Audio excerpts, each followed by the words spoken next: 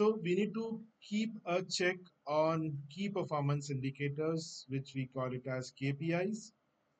Now, KPIs include website traffic. We need to keep a check on uh, visitor volume and growth trends. We also need to check conversion rates, how many visitors are converting on a website. We need to check social engagement, like how many likes, shares, comments the brand is getting.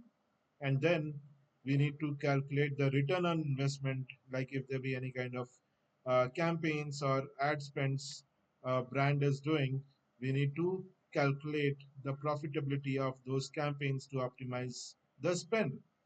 So these four factors are the KPIs that we need to do before preparing any brand strategy. How we can do this? We can use a simple tool which we have learned earlier, which is Google Analytics. We can use the social media dashboards. We can even have the CRM data also if the brand is using any CRM platforms for having an accurate tracking, right? Now, after we have tracked all those things, like we have set our goals, we have set our KPIs, and all those things, we need to make sure that we allocate the budget properly. Therefore, allocation strategy, budget allocation strategy becomes a very, very important aspect in creating any digital marketing strategy. So we need to make sure that we can break down things properly. Now, let's say if we are running any kind of advertisement, we can run 30% of social media ads. We can invest 20%, 25% in content creation, right? So when I talk about investment in content creation, it could be like investment on tool, investment on any source of resources, like softwares or any applications we are purchasing. All those things constitute 25%, right? Now, if we are doing SEO, again, we need to make sure we have to purchase some premium tools. Therefore, we can do a proper SEO setup, and we can also utilize those budget to make sure that we are having our proper SEO setup in the backend as well. Then importantly, we need to also invest in email marketing, and then there should be some contingency amount which we need to keep, so that uh, we do not spend on the higher side, or we can have a buffer range of 10%, which could be utilized for further, you know, marketing strategies thing. Then we need to regularly update and review this budget effectiveness and adjust allocations as per the campaign progress. So I've given you the example, not necessarily that you need to stick on this, breakdown. You can have your own breakdown based on the uh, target audiences, like where your target audiences are hanging around. And then probably you can do invest on paid SCM part also, right? Therefore, it's pretty important that we break down the budget accordingly. Now, your team is also important because we pay salary to each and every employees that we are having internally. Therefore, this particular team data and team task could be segregated in a way that they are performing their jobs, plus we are paying them accordingly. But then investment in the brand is a separate amount, but then investment in the talent, right? Therefore, we need to make sure what all team members are taking care of what all things. For example, digital marketing manager leads the strategy development and oversees the execution part. If there is any content creator, the content creator should be producing engaging marketing materials aligned with the brand voice. If there are certain specialists like social media specialists, SEO specialists, paid ad specialists, we need to make sure they uh, do their respective work accordingly, right? So what we can do, we can use a Raki matrix to clarify who's responsible, accountable, consulted, and informed at each stage. So the Raki stand for responsible, accountable, consulted, and informed at informed things.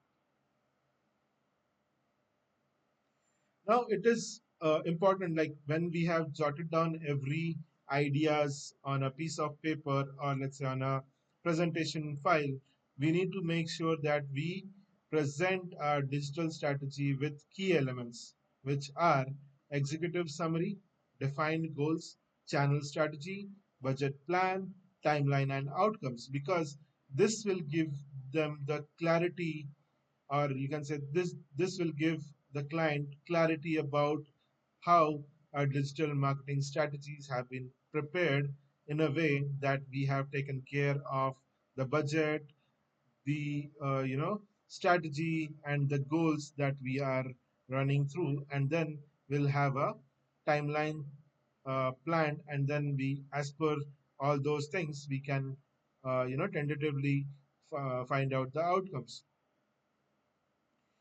We can utilize visual aids. We can use charts, graphs, and mockups to communicate that data and plan effectively.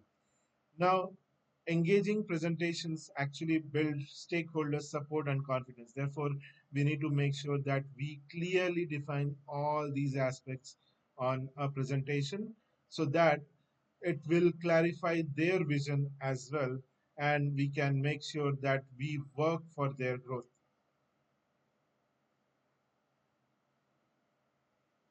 Now, there are certain tools that we need to make sure we utilize it properly. We use our resources and as well as tools accordingly, right? So, one first important tool which we have already learned, HubSpot CRM. Now, HubSpot CRM is a free and user friendly tool that helps businesses manage their contacts, leads, customers, and sales pipeline all in one place. Now, key features you can see, HubSpot is kind of a contact and lead management platform wherein we can do all such email marketing and automation. Then we can have sales pipeline and deal tracking too. We can have a task and meeting scheduling option, marketing tools like forms, landing pages, and email campaigns, integrated analytics as well. So HubSpot becomes a useful tool because it keeps all the customer data organized, helps teams follow up on the lead more efficiently. It gives you, clear insights into customer interactions. It is great for sales, marketing, and customer service. It could be a very, very ideal setup for a startup, agencies, and businesses that want a simple CRM with automation and marketing features. Now, again, Trello is one more tool. Trello is a visual management, tool based on the Kanban model. What is a Kanban model? Now, Kanban model is something like we can visualize things from which stage to which stage our lead is moving or our task is moving ahead. Therefore, it uses boards, lists, and cards to organize tasks. Now, if we see the key features, it create project boards specifically, under which we will have one content calendar. We can do website redesign or all such tools integrated in it.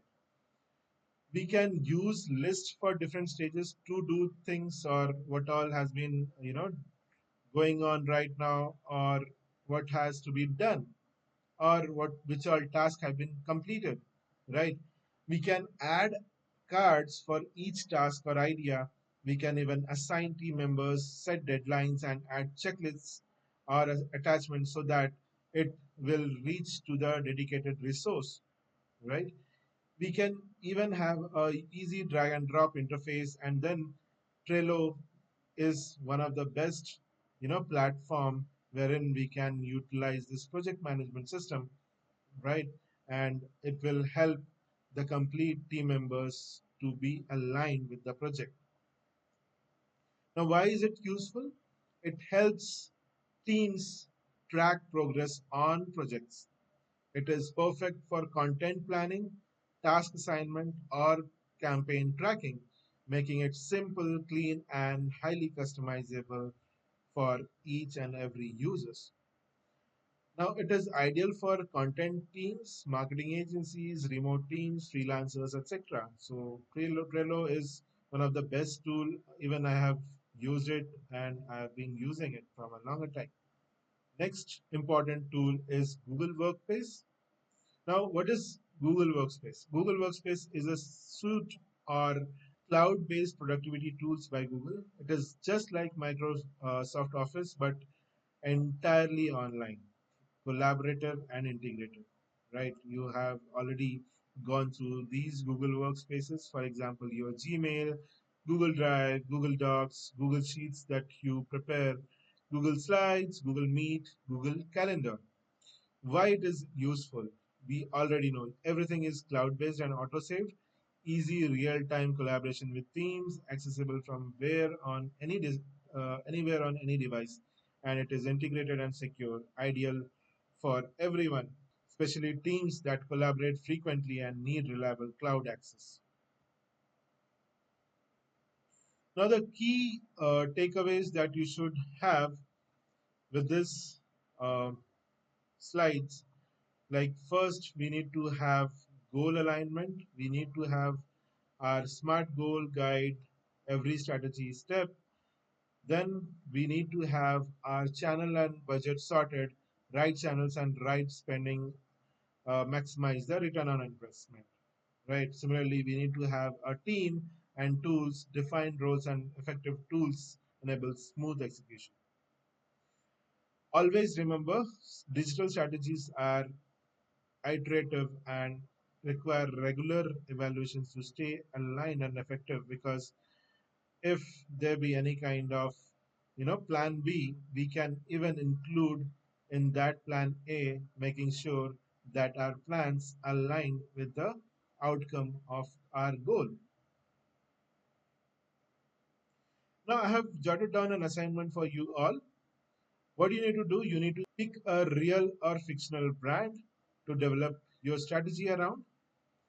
Now you need to set three smart goals, right? Define measurable and realistic objectives within a time frame. You can even think of like doing a proper branding, using a website, the conversions, all and all those things. You can set your smart goals and then select three channels and identify your target audience where they're hanging around, and then you can target such digital platforms that best reach your target audience. Then we need to identify, uh, you can say, three KPIs. Choose metrics that will track your strategy success, outline basic budget, create a simple budget allocation matching your priorities. You can do it on a Google Doc or even a Microsoft Office PowerPoint, making sure that each and every stage or strategy you document it so that you do not forget it, and making sure you practice these things to come up with a proper strategy listing. If you talk about myself, I have done it a multiple time from the start. My first strategy uh, building could be different, and now we have evolved from different strategy building. We have evolved a lot in terms of setting up our strategic presentation. So I'll try to showcase our strategic presentation once after we complete the next session. Thank you so much.